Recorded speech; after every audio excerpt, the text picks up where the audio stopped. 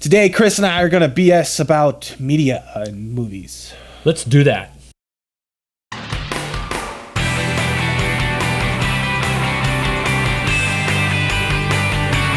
Welcome to Next Day. All right, you know what? Lauren and I were started to talk about how in the old days we used to go to movies. And I'm not going to say the old days, but the actual movie theater. Yeah, movie theater. It seemed like a while back that before the awesome home entertainment centers with the great big LCD TVs and 5.1, 7.1 surround sound. The ability to rent a movie with a click of a button. Yeah. Or even the voice. You can even use our voice nowadays. That's right. I mean, so I was saying, it seemed like a while ago that we would just go to the theater as part of their weekly routine. Saturday's time to go to the movies, or whatever. And lately, hey, thanks to Netflix, we could just click something, pay a couple of dollars, and we get to watch either Zoom Player or Amazon or whatever it is that you use. But we've got Netflix. Voodoo, sure. Red. But wasn't that long ago that William and I decided, hey, let's. What drives us to go where with all this awesome home entertainment setups that we could have? Why now should we ever go to the theater? It's like William and I went to the Man of Steel. We decided we want to, for whatever reason, we thought we need to see this with the big theater. Well, I wanted to see it right away. I didn't wait there's for it to come out that. on DVD. It's like you have to wait for it to come out on DVD, which was amazing. The Blu-ray looks great. Yeah. But okay, so what I think, first of all, I want to apologize for my voice. I am kind of ill, so if you hear me sniffling or stuff like that, I'm sorry.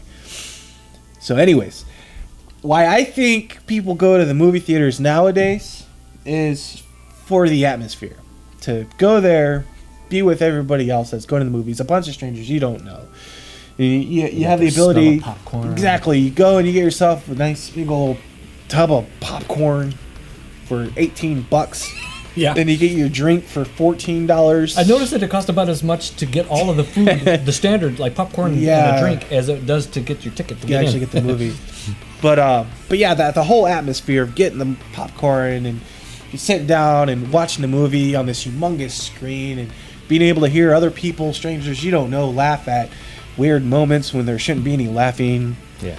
Or when you're with friends that just have to narrate the entire movie.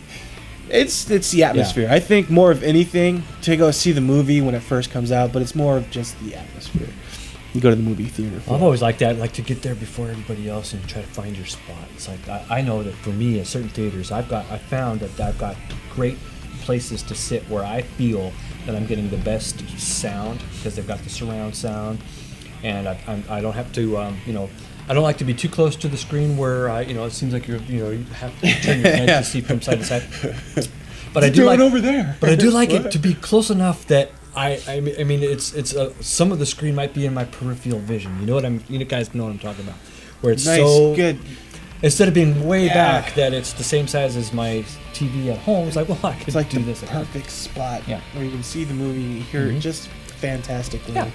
I found my spot, so I'm happy with sometimes when I get to the theater and I'm not the last one there and I have to take what's left over. But no, when I get there early enough, I find a spot. It's usually somewhere in the middle, not all the way in the front, not all the way in the back, still kind of in the middle of that. So I find a little happy medium spot there. Where sometimes I like it to where I don't have to go, if I need to leave, I don't have to go past too many people to get into the aisle. Yeah. My luck, though, I always end up sitting next to the guy that smells like he hasn't bathed in 5 days. Yeah. Or the guy that's constantly coughing on you. So nowadays, I know that you can watch your movies on your phone. You can watch them on tablets. You can everywhere. So I watch with my Xbox 360 has the Zoom player. Of course, there's Netflix.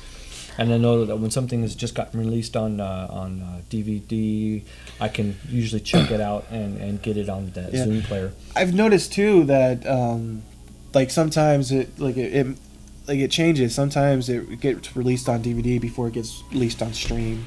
Then other times it gets released on stream before it gets released on DVD. So I think there's like some in there to where,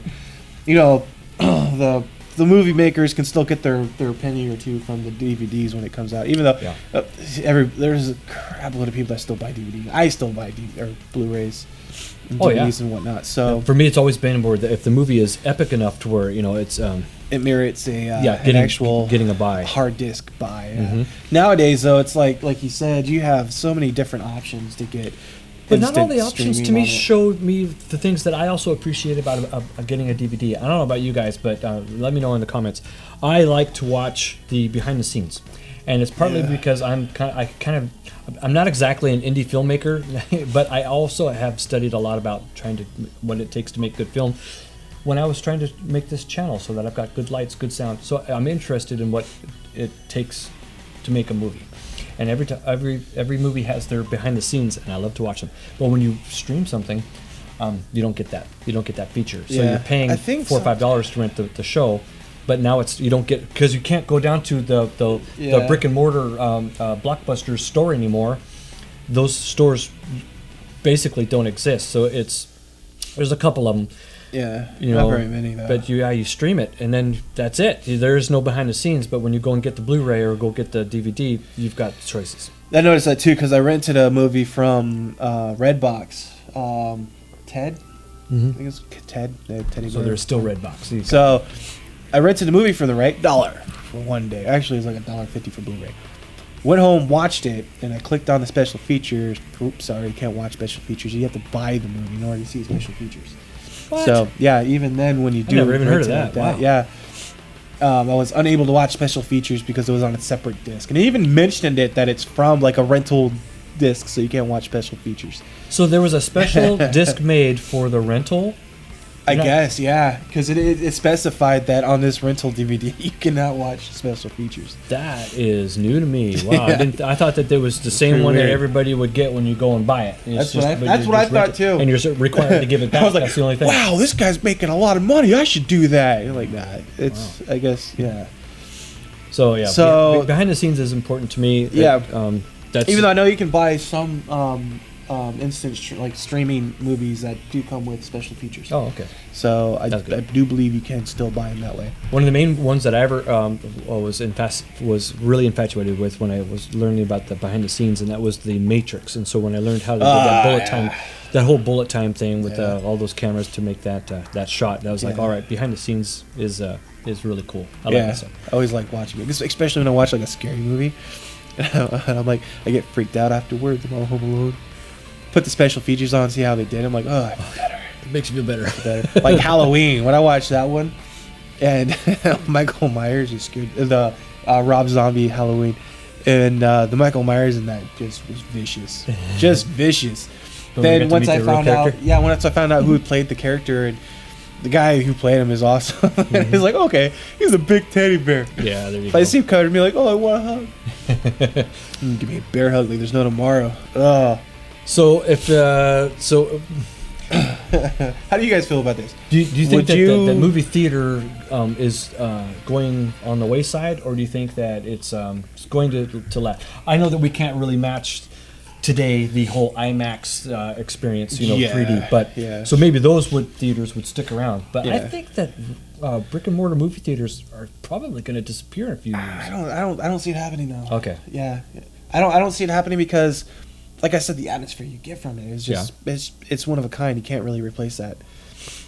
Yeah, you can't really replace it, but you have to. But at the same time, people's home theaters are getting better and better and better. I mean, dude, I got the reclining chairs that have the cups in the middle, and I got 5.1 surround sound. It's like 1100 watts. An LCD TV screen that's a pretty good size. It's not the biggest one out there, but I tell you what, you turn that up, you turn the lights down, make your own popcorn. It's a pretty good experience. Yeah. Saves you a lot of money. Yeah, my living room's nothing to be admired about. So when I go to the movie theaters, I'm like, wow, that's a big screen. So it won't take that much though to plus that's to where they replace. come out first too, though. What are the box office numbers like on a movie, like a big hit movie? It's a lot of money. Oh yeah. They make a lot of. There's still a lot of people going to the movie theaters to watch movies. So there still is. Yeah. But I have a feeling that in a let's say like 10 years from now, I bet you the numbers will be different, because 10 years is not a very long time. 10 years from now, I mean, leaps in technology could occur, and people's home theaters could be. Yeah, it could be completely- pennies. It could be pennies to buy something like that. But the experience could also be in a whole new way. I mean, there could be holography involved and all kinds of stuff. You never know. Yeah. But Yeah. I have a feeling brick and mortar Yeah. movie theaters will change within the next 10 years. Yeah. They're not going to go by like be gone tomorrow or in the next couple of years, but I think in 10 years we're talking some difference. Give us your ideas. Yeah, let me know. Excuse me. Let us know what you think about movie theaters. What drives you to go to the movie theater to watch a movie? That's the question. I know one of my friends, like their family tradition is on Christmas to go watch a movie at the movie theater. So I know tradition could be one of them. So let us know.